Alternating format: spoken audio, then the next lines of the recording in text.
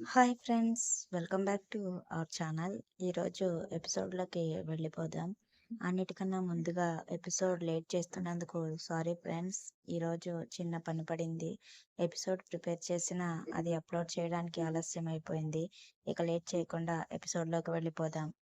నువ్వే తనకు మళ్ళీ రిటర్న్ ఫ్లైట్ బుక్ చేసి జాగ్రత్తగా ఎక్కించి పంపించు, అర్థమవుతుందా అంటూ సీరియస్గా చెప్పి లత కాఫీ తీసుకురా అంటూ ఆయన టై లూజ్ చేసుకుంటూ తన గదికి వెళ్ళిపోతారు. ఆయన అలా వెళ్ళడం ఇలా రేఖ యాటిట్యూడ్గా నడుచుకుంటూ చూయింగం నములుతూ తన లగేజ్ ట్రాలీ లాక్కుంటూ వచ్చి వెళ్దామా సుహా అంటూ కేర్లెస్గా అడుగుతుంది. హా రేఖ, నువ్వెందుకు నాతో పాటు బెంగళూరు వస్తున్నావు అని ఒకే మాటగా అడుగుతాడు. వాట్, నీతో పాటు రావడం ఏంటి? ఆల్రెడీ నీకన్నా ముందే నేను ఈ ఫ్లైట్ టికెట్ బుక్ చేసుకున్నాను. నాన్ సెన్స్, డాడీ నీతో చెప్పలేదా అంటూ కేర్లెస్గా అడుగుతుంది. ఆయన చెప్పారు, కాకపోతే నువ్వు చెబుతున్న రీజన్ నాకెందుకో నమ్మడానికి అవడం లేదు. నువ్వు పెళ్లికి వెళ్ళిపోయినట్టుగా ఉంటే బాగుంటుంది. అది కూడా నువ్వు ఎవరికి ఎదురు పడకుండా.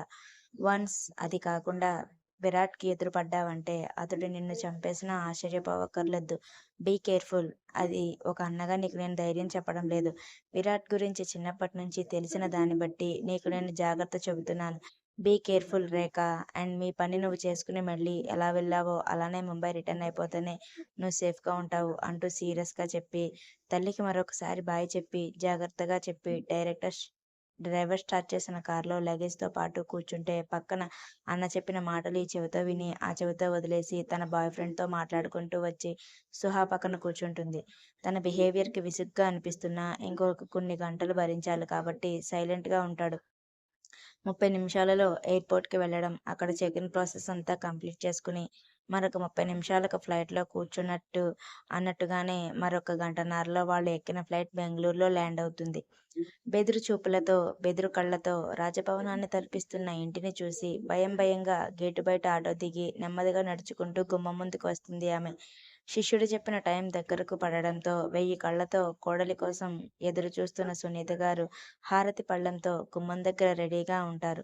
తన ఎదురుగా సాదా చీరలో నిలబడిన ఆమెను చూసి ఒక్క క్షణం ఆశ్చర్యపోయి, అమ్మా, నువ్వా అంటూ అదే ఆశ్చర్యంతో అడుగుతారు. మీరు అంటూ ఆవిడతో పాటు సమానంగా ఆశ్చర్యపోయిన ఆమె, మీరు ఇక్కడ ఆంటీ, నేను పెళ్లి చేసుకోబోయేది అంటూ కళ్ళను పెద్దవి చేస్తుంది. ఇంతలో అక్కడికి వచ్చిన శిష్యుడు, రా తల్లిరా, నీ గురించే ఎదురు చూస్తున్నాను. ఇదిగో సునీత గారు, ఈ అమ్మాయే మీ అబ్బాయికి సరిపోయే అమ్మాయి. ఇంకా ఈ అమ్మాయి వల్లే మీ అబ్బాయికి గండం కూడా పోతుంది అని అంటుంటే సునీత గారు కంగారుగా చూస్తారు. ఆ కంగారుకి కారణం, ఎక్కడ తన కొడుకు గండం అమ్మాయికి తెలిసిపోతుందో అన్న భయం ఆవిడ కళ్ళల్లో స్పష్టంగా కనబడుతుంది. చూడండి తల్లి, మనం జరిపించేది ఒక పవిత్ర కార్యము. ఈ కార్యంతో 2 మనసులు ఒకటయ్యి వాళ్ళు ఈ బంధంలో ముందుకు వెళ్ళాలి. అలాంటి బంధం బలపడాలంటే ముందు కావాల్సింది నమ్మకం. ఆ నమ్మకం కోసం మీరు ఈ అమ్మాయి దగ్గర మీ అబ్బాయి జాతక ఖండం గురించి దాస్తే అది తెలిసినప్పుడు వీళ్ళ మధ్య కుదిరిన అందమైన నమ్మకం లాంటి పొదరిల్లు కూలిపోవడానికి ఆస్కారం ఉంది. అందుకని నేను ఏది కూడా ఈ అమ్మాయి దగ్గర దాచలేదు. ప్రతిదీ చెప్పి ఆ అమ్మాయి ఒప్పుకుంటేనే నేను ఇక్కడి వరకు తీసుకొచ్చాను. అందుకని మీరు ఏం కంగారు పడాల్సిన అవసరం లేదు. మీరు ఆ అమ్మాయికి ముందుగా హారతి ఇచ్చి లోపలికి ఆహ్వానించండి తల్లి అని ఆయన పక్కకు తప్పుకుంటారు. అన్నీ తెలిసినా ఈ పెళ్లికి ఒప్పుకుందంటే తను ఎంత ఆపదలో ఉందో అర్థం చేసుకుంటూ ఇప్పుడు ఆమె బలహీనతను తాము వాడుకోవడం తన స్వార్థంగా భావిస్తూ ఇప్పుడు తన ముందు తన కొడుకు జీవితాలే ప్రాణం ముఖ్యం కాబట్టి మనసులోనే ఆమెకు క్షమాపణలు చెప్పుకుంటూ తన చేతిలో ఉన్న హారతిని వెలిగించి 3 చుట్లు అటు ఇటు తిప్పి దిష్టి తీసి ఆమెను నుదుటిన బొట్టు పెట్టి లోపలికి కుటికాలు పెట్టి రామ్మ అంటూ పళ్ళెం మేడ్ చేతికి అందించి ఆవిడే స్వయంగా ఆమె చేయి పట్టుకుని ఆమెను లోపలికి తీసుకెళ్తారు.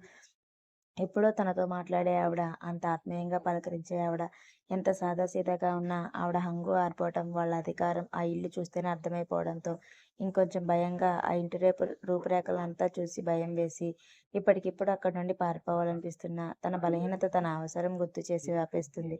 మేడం, నాకు ఇదంతా చాలా భయంగా ఉంది అంటూ నెమ్మదిగా ఎందుకమ్మా భయం? మేము నిన్ను అర్థం చేసుకున్నాను. నిన్ను తప్పు పట్టడం లేదు. నీ అవసరానికి నువ్వు 1000 దారులు ఉన్నా ఏ చెడు దారి ఎన్నుకోకుండా నీ అవసరంతో పాటు ఒక నిండు ప్రాణాన్ని కాపాడడానికి నీ వంతు సహకారం నువ్వు అందిస్తున్నావు. ఇంకా నేను అపార్థం చేసుకోవడం లేదు. నువ్వు ధైర్యంగా ఉండొచ్చు అంటూ ఆమె నుదుటిన ముద్దు పెట్టి, అయినా నేను నీకు మేడం అవుతానా అంటూ చిరుకోపంగా అడుగుతారు. ఆ చిన్నపాటి కోపానికి ఇంకొంచెం భయపడిపోతూ మేడం అంటున్న ఆమెని ఆపి, చూడు నువ్వు ఇప్పుడు నా కొడుకు కాబోయే భార్యవి కాబట్టి నేను నీకు అత్తగారి హోదాలో ఉంటాను. కాబట్టి నేను గయ్యాళి అత్తని కాకున్నా నీకు ప్రేమను పంచే అమ్మతో సమానం. నువ్వు అత్తయ్య అన్నా పర్వాలేదు, అత్తమ్మ అన్నా పర్వాలేదు. ముందు పద, నీతో తర్వాత ఇవన్నీ తీరిగ్గా మాట్లాడతాను.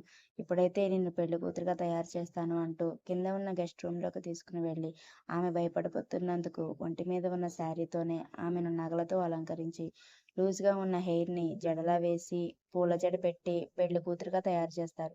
పెళ్లి కూతురుగా కలకలలాడిపోతున్నాను ఆమె మొహాన్ని చూసి, బంగారు బొమ్మలా ఉన్నావు అంటూ మెటికలు విరిచి అప్పటికప్పుడు దిష్టి తీసేస్తారు మరొకసారి.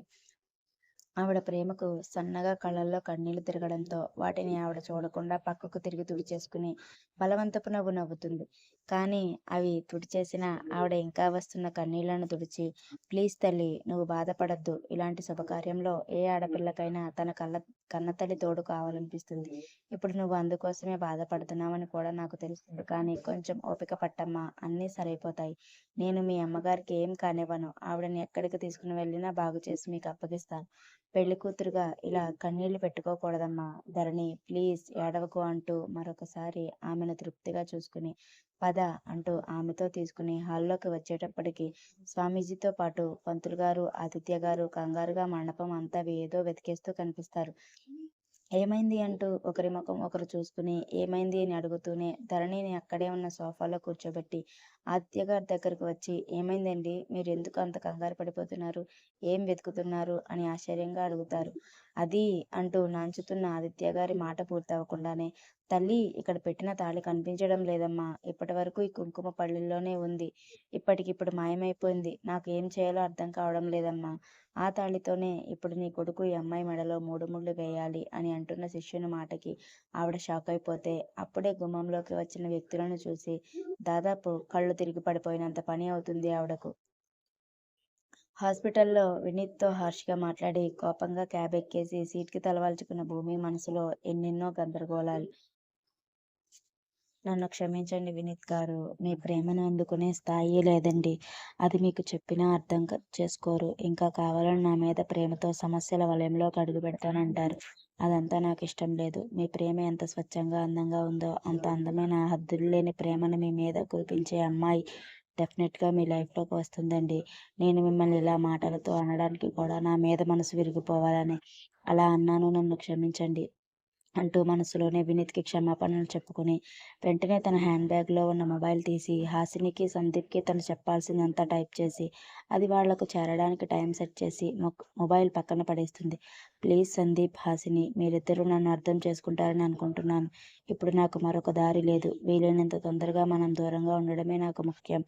ఇప్పుడు నా లైఫ్ ఏమైపోయినా పర్వాలేదు, కానీ నా వల్ల మీ నలుగురి జీవితాలు రిస్క్లో పడడం నాకు ఇష్టం లేక నేను ఇటువంటి డెసిషన్ తీసుకుంటున్నాను. నన్ను క్షమిస్తారు కదూ అంటూ తన డెస్టినేషన్ వచ్చే వరకు రకరకాల ఆలోచనలతో గడిపేసి, మేడం రీచ్ అయిపోయాం అంటున్న క్యాబ్ డ్రైవర్ పిలుపుకి ఉలిక్కిపడి కళ్ళు తెరుస్తుంది.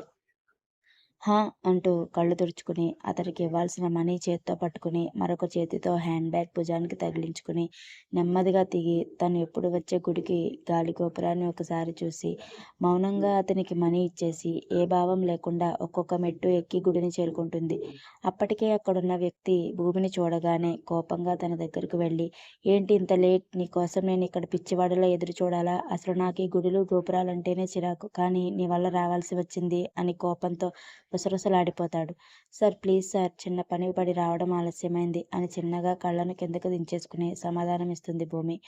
అక్కడికే టైం 11:15కి దగ్గరలో ఉండడంతో, సరే ఇప్పుడు మీతో వాదనాడే టైం నాకు లేదు, కానీ వెంటనే ఈ పేపర్స్ మీద సైన్ చేయి అంటూ ఎప్పుడు తన దగ్గర ఉన్న పేపర్స్ అతని ఎదురుగా పెడతాడు. అందులో ఉన్న కండిషన్స్ మొత్తం తనకు తెలిసినవే అయినా మరొకసారి వాటిని క్షుణ్ణంగా చదివి చివర్లో తను సైన్ చేయాల్సిన చోట సైన్ చేసేసి చిన్న రిక్వెస్ట్ అంటూ నెమ్మదిగా పెదవి విప్పుతుంది. ఏంటి, పెళ్లి జరిగిపోయిన వెంటనే మనిద్దరి గురించి ప్రెస్లో రిలీజ్ చేయాలా అంటూ వెటకారంగా అడుగుతాడు ఆ వ్యక్తి. కాదు సార్ అంటూ కంగారు పడిపోతుంది. మరేంటి, అప్పటికే ఆ రోజు మండే కాకపోయినా కొద్దిగా ఉన్న జనాలు కూడా వాళ్ల వంక వింతగా చూడడంతో విసిగిపోతాడు. మనిద్దరికీ పెళ్లి జరుగుతున్నట్టుగా ఎవరికీ తెలియకూడదు. ఓన్లీ మీ పేరెంట్స్‌కి తప్పించి. చివరికి నా ఫ్రెండ్స్‌కి కూడా తెలియడానికి వీల్లేదు. ఇంకా ఆఫీస్‌లో కూడా నేను మీకు పర్సనల్ అసిస్టెంట్‌గా మాత్రమే ఉండాలనుకుంటున్నాను. దీనికి మీరు ఒప్పుకోవాలి సార్ అంటూ చిన్నగా అయినా స్థిరంగా చెబుతుంది. ఇదేనా? ఇంకా ఏదో చెప్తున్నావు అనుకుని భయపడ్డాను. కానీ ఇదైతే నాకేం ప్రాబ్లమ్ ఉంటుంది? ఇప్పుడు నిన్ను పెళ్లి చేసుకున్నానని, నీతో కాపురం చేస్తే పిల్లల్ని కంటానని, ఈ బెంగుళూరంతా టముకు కొట్టాలని నాకేం లేదు గానీ, ఇదేనా ఇంకా ఏదైనా ఉన్నాయా? అని చిరాగ్గా అడుగుతాడు విరాట్. లేదు సార్. కాకపోతే అంటూ నాంచుతున్న తనను చూసి, ఏంటో చెప్పు. ఇప్పటికే నీ కండిషన్స్ అన్నీ విని విని నాకు చిరాకు వచ్చేసింది. అవసరం నాది కాబట్టి నేను తగ్గి ఉంటున్నాను గానీ, లేకపోతే అసలు నాకు ఇదంతా ఎంత ఇరిటేషన్‌గా ఉందో తెలుసా? అంటాడు. సారీ సార్ అంటూ వెంటనే తన దగ్గర ఉన్న ఇంకొక పేపర్ అతడి ఎదురుగా పెడుతుంది. ఆ పేపర్‌లో మ్యాటర్ మొత్తం చదివిన తర్వాత, ఆర్ యూ క్రేజీ మిస్ భూమి? ఏంటిది? నువ్వు వీళ్ళందరి గురించి ఎందుకు ఆలోచిస్తున్నావు? 6 మంత్స్ తర్వాత నువ్వు తీసుకున్న డెసిషన్ ఫాలో అవుతే సరిపోతుంది కదా! ఇప్పుడు ఇవన్నీ అవసరమా? అని చిన్నపాటి కోపంతో అడుగుతాడు విరాట్. No sir. ఇప్పటివరకు నాకు 2 బాధ్యతలు అనుకున్నాను కానీ, ఇప్పుడు ఇది కూడా నా బాధ్యతల లిస్టులో ఉన్నాయని నాకు నైట్ తెలిసింది. ప్లీజ్ సార్ దీనికి కూడా ఒప్పుకోండి. మీరు అన్నట్టుగానే ప్రతి కండిషన్ ఫాలో అవుతాను. ఆ తర్వాత 6 మంత్స్ తర్వాత అసలు మీ కంటికి కనిపించకుండానే పోతాను. ప్లీజ్ సార్ అని రిక్వెస్ట్ చేస్తుంది. డిస్గస్టింగ్ అని విసుక్కుని అంతా తన పిడికిట్లో దాచేసి, సరే నువ్వన్నిటికీ ఒప్పుకుంటున్నావు. అలానే డే ఆఫ్టర్ టుమారో నుండి నీ కండిషన్స్ అన్నీ అప్లై అవుతాయి. అండ్ మన ఇద్దరి గురించి ఎవరికీ కూడా తెలియదు. ఓన్లీ నా పేరెంట్స్ మధ్య మాత్రమే ఈ విషయం ఉంటుంది. టెన్షన్ పడాల్సిన అవసరం లేదు. ఇంకా ఏమైనా ఉన్నాయా? అని విసుగ్గా అడుగుతాడు. ఏంటి సార్? అని అయోమయంగా తలకెత్తిన భూమి అప్పుడే విరాట్‌ని చూసి ఒక్క క్షణం అలా చూస్తూ ఉండిపోతుంది. అలా తన తల్లి పెట్టిన పెళ్లి బొట్టు, నుదుటిన బాసికంతో పాటు నిండు చందమామలా ఉన్న విరాట్‌ని చూసి ఒక్క క్షణం తన మనసు రెక్కలు కట్టుకుని మరీ గగన విహారంలా విరాట్ చుట్టూ తిరుగుతూ తన ప్రేమను విరాట్‌కి చెప్పెయ్ అని అంటున్న తన ముందు ఉన్న సమస్య, ఆ పని చేయొద్దు. ముందు నీకు వీళ్ళందరూ ముఖ్యం. నీకు మధ్యలో వచ్చిన ఈ ప్రేమ లేకపోయినా పర్వాలేదు. నువ్వు బ్రతకగలవు కూడా. కానీ ముందు నుండి మీ స్నేహం కోసం పరితపించి ప్రతి కష్టంలోనూ ఆదుకున్న నీ స్నేహితులు ఇప్పుడు ఆపదలో పడేయడం నీకు ధర్మం కాదు. వాళ్ళ కోసమే నువ్వు ఈ డెసిషన్ తీసుకున్నావు. మళ్ళీ మాట తప్పకు అని అంతరాత్మ హెచ్చరించడంతో క్షణాల్లో చూపు తిప్పేసుకుంటుంది. హలో మిస్ భూమి, అసలేం ఆలోచిస్తున్నావు నువ్వు? పిలిస్తే వినిపించడం లేదా? అని కోపంగా భూమి చేయి పట్టుకుని లాక్కుని వెళ్ళి దేవుని ఎదురుగా నిలబెట్టి తన పాకెట్లో ఉన్న తాళిని తీసి భూమి మెడలో కట్టేస్తాడు విరాట్. కనీసం అక్కడ ఉన్న పురోహితుడిని పట్టించుకోకుండా తల్లి మాట తీసుకుంది అని విరాట్ తన ఎదురుగా ఉన్న సమస్య నుండి బయటపడాలంటే ఇప్పుడు విరాట్ని పెళ్లి చేసుకోవడమే దారి అని భూమి. తల్లి తీసుకున్న మాట ప్రకారం ఇప్పుడు తను ఖచ్చితంగా పెళ్లి చేసుకోవాలి. అది తన తల్లి చూపించిన అమ్మాయినే లేదు కాబట్టి తను చెప్పినట్టు వినాలని, తన కండిషన్స్‌కి ఒప్పుకోవాలని, తాను సెలెక్ట్ చేసుకున్న అమ్మాయి అయితేనే తన మాట వింటుంది కాబట్టి విరాట్ తన మనసులో ఉన్న మాటను భూమి ఎదురుగా పెడతాడు. అది విరాట్‌కి ఒక చాయిస్ మాత్రమే అయినా సమస్యల వలయంలో కొట్టుమిట్టాడిపోతున్న భూమికి సముద్రంలో ఒంటరిగా ఈదుతున్న తనకి చిన్న గడ్డిపోచే ఆసరాలా అనిపించి వెంటనే అన్నిటికీ ఒప్పేసుకుంటుంది. దాని తర్వాత తను ఎదుర్కోవాల్సిన పరిణామాల కన్నా తను ఇప్పుడు తన ఎదురుగా ఉన్న సమస్యను దాటాలంటే తనకిదే మంచి అవకాశం అని వెనక ముందు ఆలోచించకుండా విరాట్‌తో పెళ్లికి ఒప్పేసుకుంది. ఇంకా చెప్పినదల్లా చేయడానికి విరాట్‌తో ఒకే ఒక కండిషన్ పెట్టింది. అది విరాట్ ఒప్పుకోవడంతో వాళ్ళ పెళ్లి ఎవరి అనుమతి లేకుండా పంచభూతాలే సాక్ష్యాలు అన్నట్టుగా అందులో పెళ్లి పందిరి, బాజా భజంత్రీలు, పురోహితులు ఎవ్వరూ లేకుండానే చిరునవ్వుతో చూస్తూ సర్వం అన్నీ తాను మూడో కంటితోనే చూస్తూ శాసిస్తూ మనల్ని ఆడించే శివయ్య ఎదురుగా అతడి చేతితో భూమి మెడలో తాళి కట్టించుకుని అతడి అర్ధాంగిగా మారిపోతుంది. అప్పటి వరకు ఆటలో అరటిపండులా పక్కనే నిలబడిన పంతులు నోరు తెరుచుకుంటే ఇది ప్రేమ పెళ్లి కాబోలు. ఇలా కనీసం పంతులుతోటి మంత్రాలు కూడా చదివించుకోకుండా మెడలో తాళి కట్టేస్తున్నాడు. ఈ బాబుకి ఆత్రం ఎక్కువ కాబోలు అనుకుంటూ ముసిముసి నవ్వులు నవ్వుకుంటారు భక్తులు. అయ్యో అయ్యో బాబూ, మీది ప్రేమ వివాహమా? ప్రేమ వివాహమైతే కనీసం నాతో చెప్పి ఉంటే దండలు పురమాయించి అన్నీ శాస్త్రవేత్తకంగా జరిపించేవాడిని కదా బాబూ అంటూ వస్తారు. మాకు అంత టైం లేదులే పంతులు గారు. ఇప్పుడు తాళి కట్టేశాను కదా, ఆ తర్వాత ఏం చేయాలో చెప్పండి చాలు అని విసుగ్గా అంటాడు. ఏంటి బాబు, పెళ్ళంటే ఒక తాళి ఉంటుందా? ముందుగా మీరు వరపూజ చేయాలి, ఆమె గౌరీ పూజ చేయాలి, ఆ తర్వాత ఆమె తల్లిదండ్రులు అంటూ నాలుక ఖర్చుకుని, ఓ మీరు ప్రేమ పెళ్లి కదా బాబు, తల్లిదండ్రులు ఎక్కడున్నారు కాబట్టి కన్యాదానం ప్రోగ్రాం క్యాన్సిల్ అయిపోతుందిలే. కాబట్టి తర్వాత జీలకర్ర బెల్లం, ఆ తర్వాత మీరు సిగ్గుపడితే ఒకరు ఒకరు చూసుకోవాలి. నేను, ఆమె ఒకరు నాకు రోజు చూసుకు చూసుకుంటూనే ఉన్నాం గానీ ఈ సోది అంతా పక్కన పెట్టి తాళి కట్టిన తర్వాత ఏం చేయాలో చెప్పండి పంతులు గారు. లేకపోతే పక్కకు తప్పుకోండి. మేము అర్జెంట్‌గా ఇక్కడి నుండి వెళ్ళిపోవాలి అని విసుగ్గా అంటాడు. ఏంటమ్మా ఈ అబ్బాయి మాట్లాడుతుంటేనే కాల్చేసేలా ఉన్నాడు. నీకు ఈ కోపిష్టి ఎలా నచ్చాడు అమ్మాయి అంటూ భూమిని జాలిగా చూసి మెయిన్ గట్టం జీలకర్ర బెల్లం లేకుండానే అమ్మాయి మెడలో 3 ముళ్ళు వేసేసావు కాబట్టి ఇప్పుడు అమ్మాయి పాపిట్లో కుంకుమ పెట్టు. ఇక నీ పెళ్ళి అయిపోయినట్టుగానే. ఇక మిగిలినవి మీ దగ్గర లేవు కదా అన్నట్టుగా పెదవి విరుస్తాడు పంతులు. మిగిలినవంటే పెళ్ళంటే తాళి ఒకటే కదా కడతారు అని అనుమానంగా అడుగుతాడు. రేయ్ ఎవర్రా మీరంతా అన్న రేంజ్లో మన ట్రెండీ పంతులు ఇన్నర్లో అనుకుని బాబు పెళ్ళి ఉంటే తాళి ఒకటే కాదు బోలెడన్ని తతంగాలుంటాయి. తాళి కట్టిన తర్వాత అమ్మాయి మెడలో నల్లపూసలు వేయాలి, కాళ్ళకు మెట్టెలు పెట్టాలి. ఇవన్నీ లేకుండానే నువ్వు ఒత్తి తాళి కట్టేశావు. పోనీలే ఇవన్నీ నువ్వు తర్వాత చేద్దువు గానీ ఇక ఈ కుంకుమ పాపిట్లో పెట్టి అలానే 2 కనుబొమ్మల మధ్య కూడా పెట్టి నా ఆశీర్వాదం తీసుకోండి బాబు. ఇక మీ పెళ్ళి అయిపోయినట్టే. నా చేతుల మీద ఇంకో ప్రేమ పెళ్లి చేశాను అని నా బుక్‌లో ఇంకొక జంటను ఎక్కించుకుని ఇంకొక 10 పెళ్ళిళ్ళు చేసిన తర్వాత 1000 పెళ్ళిళ్ళు చేశాను అన్న రికార్డ్ సృష్టించుకుంటాను బాబు అంటూ పళ్ళు ఇకిలిస్తాడు పంతులు. ఈ అంటూ అరవాలనున్నా కంట్రోల్ చేసుకుంటూ రోజు లేచి పొద్దున్నే ఎవరి మొహం చూశానో అన్ని సోది మొహాలు తగులుతున్నాయి నాకు అనుకుంటూ కోపంగా పంతులు చెప్పినట్టుగానే కుంకుమ 2 వేళ్ల మధ్య భారీగానే తీసుకుని భూమి నుదిట్లో ఇంకా పాపిట్లో ఘనంగానే పెట్టి చాలా పంతులు అని చిన్నపాటిగా అరుస్తాడు. బేషుగ్గా అబ్బాయి నువ్వేమో కోపిష్టిలాగున్నావు. ఈ అమ్మాయి ఏమో సీతమ్మలా శాంతమూర్తిలా ఉంది. మీ జోడీని ఆ శివయ్య ఎందుకు కలిపాడో నాకు తెలియదు గానీ మీ ఇద్దరు మాత్రం పెళ్ళిళ్ళు ఇష్టం లేకుండానే చేసుకుని రీల్స్‌లో చూపించినట్టుగా ఒకరినొకరు చంపేసుకోకుండా కలకాలం పిల్లా పాపలతో వర్ధిల్లండి బాబు అని విరాట్ తన కాళ్ళకు నమస్కరించేలా లేడని భూమి ఒకదానికి అక్షింతలు చల్లి నుంచున్న విరాట్ నెత్తి మీదకు విసిరినట్టుగానే అక్షింతలు చల్లి నాకు సంభావన ఇప్పించండి బాబు అంటాడు. డిస్గస్టింగ్ అనుకుంటూ తన దగ్గర అన్నీ కార్డ్సే ఉండడంతో పర్సులో జేబులలో వెతకగా 2 500 నోట్స్ కనిపించడంతో అదే పంతులకు దక్షిణగా వేసి భూమి చేయి పట్టుకుని లాక్కుని కారులో తోస్తాడు. ఇద్దరి మధ్యలో మాటలు కాదు కదా కనీసం చూపులు కూడా లేకుండానే ఆ కార్ డైరెక్ట్‌గా విరాట్ ఇంటికి పరుగులు పెడుతూ మరొక 30 గంటలో విరాట్ ఇంటి దగ్గర ఆగుతుంది. కార్ ఆగినా కూడా పట్టించుకోకుండా డీప్ థింకింగ్‌లో ఉన్న భూమిని చూసి ఇప్పటివరకు ఉన్న ఓపిక నేనుండలేను బాబోయ్ అన్నట్టుగా విరాట్ నుండి పారిపోవడంతో కోపంగా కారు నుండి విసురుగా లాగి నిలబెట్టి భూమిని లాక్కుని వెళ్ళి గుమ్మం ముందు నిలబడతారు. మరి ఇంతకీ సునీత గారి రియాక్షన్ ఎలా ఉంటుందో ఏంటో?